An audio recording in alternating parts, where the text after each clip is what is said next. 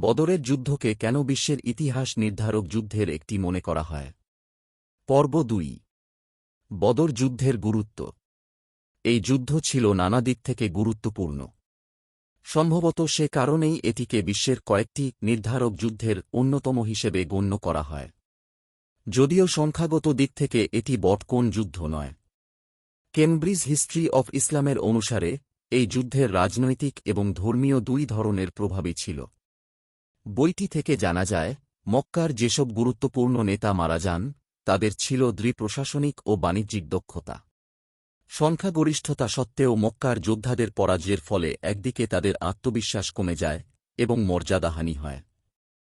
অন্যদিকে এই যুদ্ধের পরে বদরের ওই বাণিজ্য পথ ব্যবহারের ঝুঁকিও হ্রাস পায়।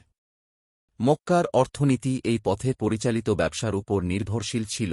কেমব্রিজের হিস্ট্রি অব ইসলাম থেকে এমন তথ্যই মিলছে। অর্থাৎ কুরাইশদের দিক থেকে দেখলে সুনাম মারাত্মকভাবে ক্ষতিগ্রস্ত হওয়ার পাশাপাশি সিরিয়ায় তাদের বাণিজ্যের পথও অনিরাপদ হয়ে পড়ে। ফলে অন্যান্য গোত্রের কাছে তাদের গুরুত্ব কমে যায়। এই যুদ্ধে মক্কাবাসীরাই সর্বক্ষেত্রে ক্ষতিগ্রস্ত হয় ঠিকই। সবচেয়ে বড় ক্ষতি হয়ে দাঁড়ায় সম্মান ও মর্যাদাহানি। আরব অঞ্চলে কুরাইশদের মক্কার একটি বিশিষ্ট অবস্থান ছিল। একে অনেকটা আরবের রক্ষাকর্তার মতো বিবেচনা করা হতো। কিন্তু একটি ছোট দলের হাতে সেই মক্কাবাসীদের পরাজয় আরবদের একটি সম্পূর্ণ নতুন ব্যবস্থার দিকে নিয়ে যায়। হাদিস অনুসারে সমগ্র অঞ্চলে এই পরাজয়ে কথা রটে যায়। অসম্মানের গ্লানি এড়াতে মক্কার লোকেরা কোনোরকম উচ্চবাচ্য ছাড়া নীরবে শোক পালনের সিদ্ধান্ত নেয়। বলে দেয়া হয়, কেউ যেন কোনো কবিতায়ও নিহতদের স্মরণ না করে। এই নীরব শোকের পাশাপাশি যত তাড়াতাড়ি সম্ভব বদরের পরাজয়ের প্রতিশোধ নেয়ার তাড়নাও ছিল তাদের। কেমব্রিজের তথ্যমতে অন্যপক্ষে বদরের যুদ্ধ মুসলমানদের আত্মবিশ্বাস বাড়িয়ে দেয়। তাদের ধর্মবোধ প্রবল হয়। নিজেদের এবং ধর্মের শ্রেষ্ঠত্বের ব্যাপারেও উপলব্ধি জাগে তাদের মনে।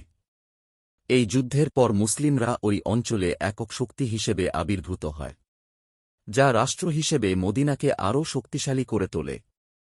এমনকি এই বিজয় মদিনায় বসবাসকারী ইহুদিদেরও বিমোহিত করে।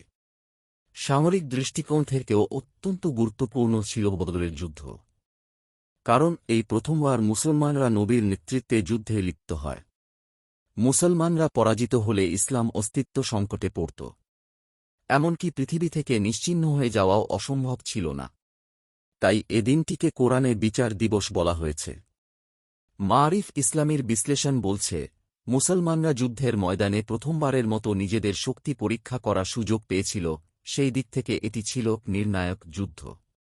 শত্রুপক্ষের প্রচুর অস্ত্রশস্ত্র ও জনবল থাকা সত্ত্বেও বিজয় তাদের সাহস বাড়িয়ে দেয়।